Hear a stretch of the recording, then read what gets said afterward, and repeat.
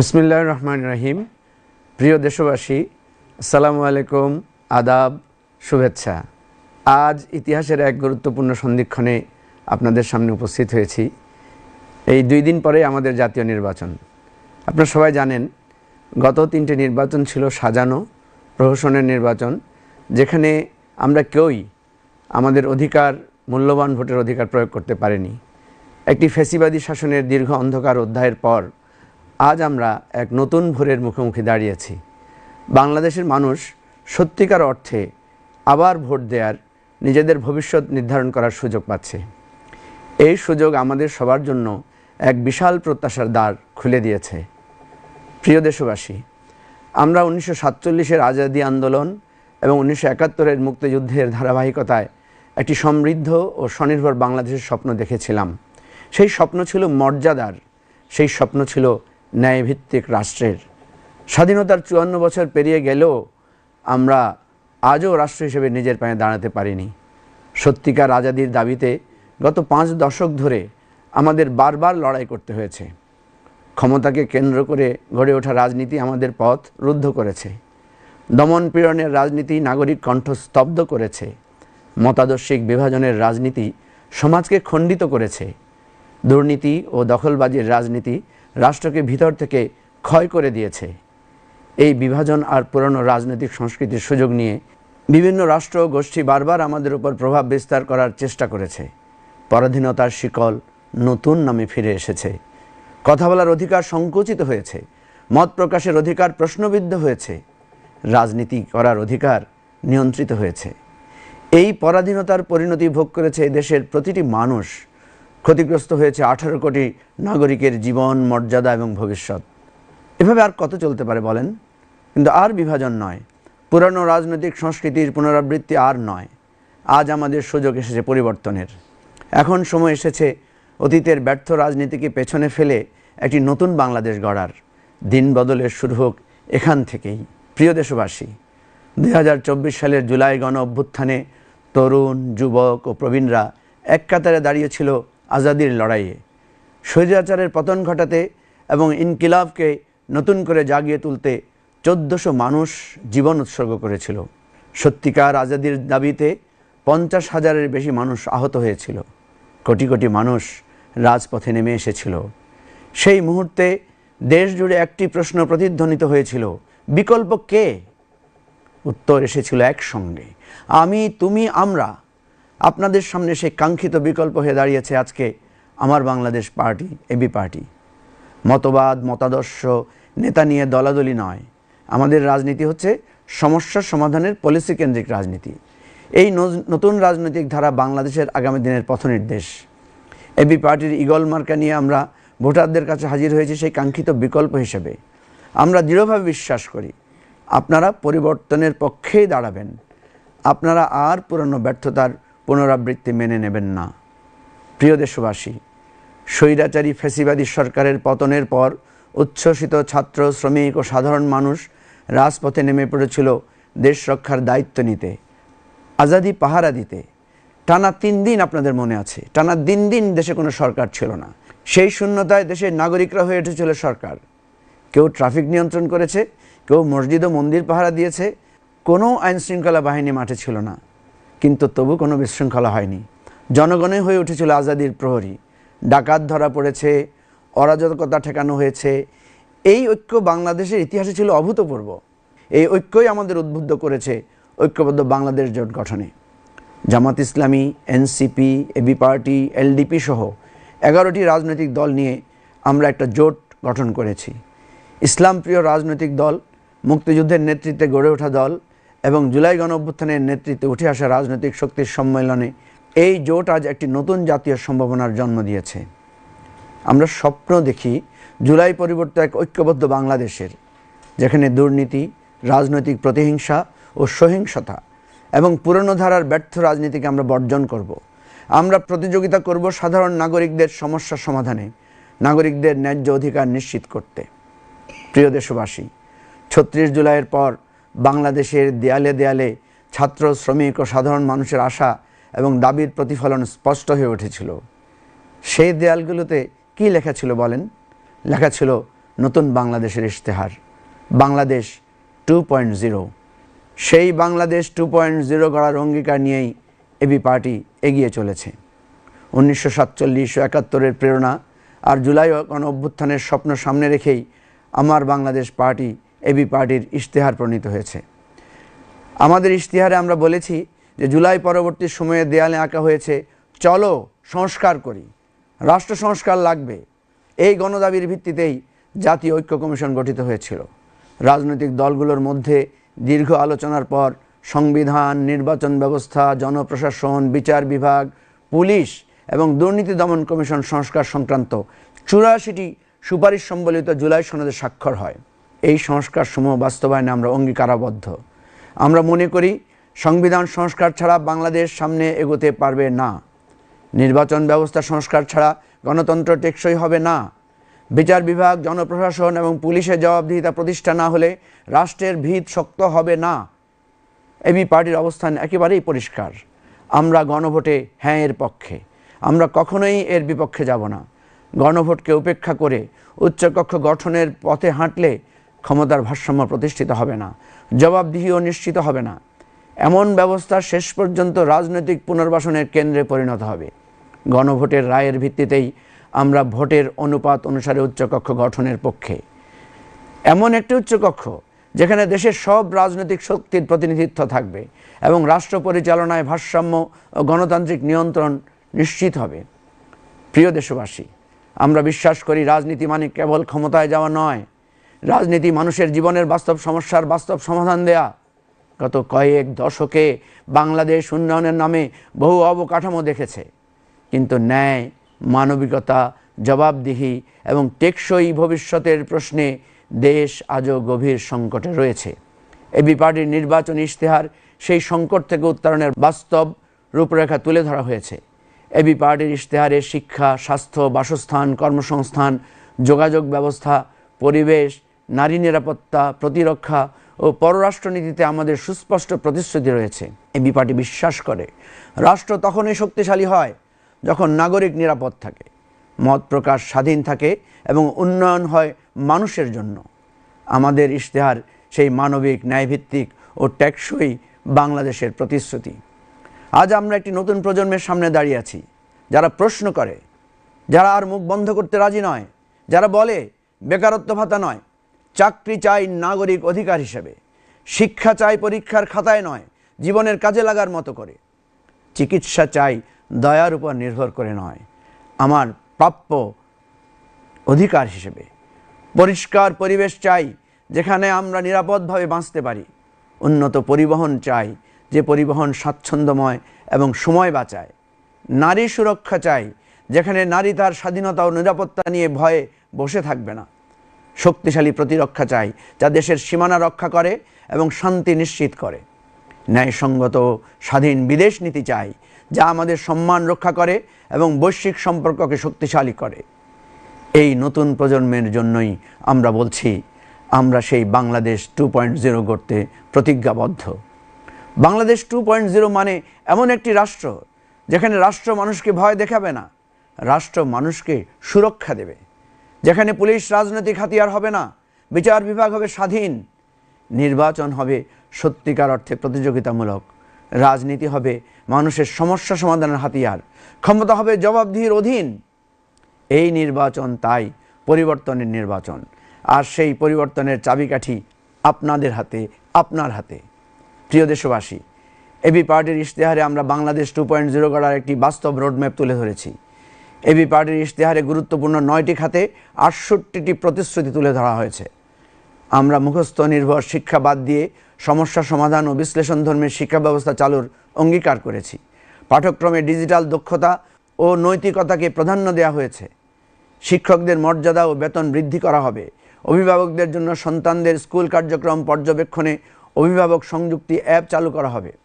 এই বিশেষ অ্যাপের মাধ্যমে অভিভাবকরা সাপ্তাহিক পাঠ পরিকল্পনা, শ্রেণীকক্ষ কার্যক্রম, বিদ্যালয়ের নোটিশ এবং শিশুদের অংশগ্রহণমূলক কার্যক্রমের ছবি ও ভিডিও নিয়মিত দেখতে পারবেন। এতে শিক্ষক অভিভাবক যোগাযোগ স্বচ্ছ ও কার্যকর হবে এবং শিশুর শেখার অগ্রগতি ঘরে বসেই পর্যবেক্ষণ করা যাবে।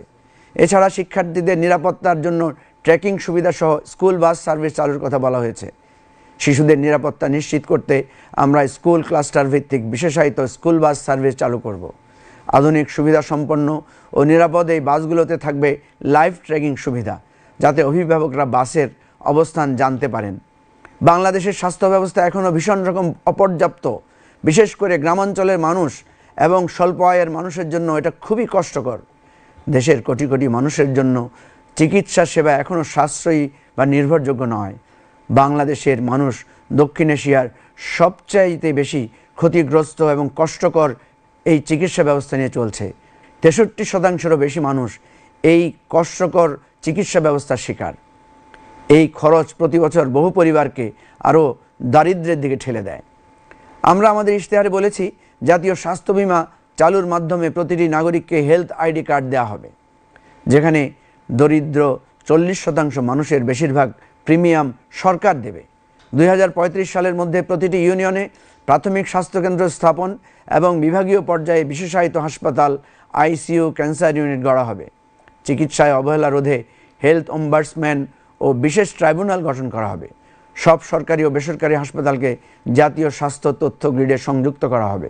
স্বাস্থ্য নথি, প্রেসক্রিপশন, রেফারাল এবং বিমা দাবি ডিজিটাল, নিরাপদ ও বহনযোগ্য থাকবে।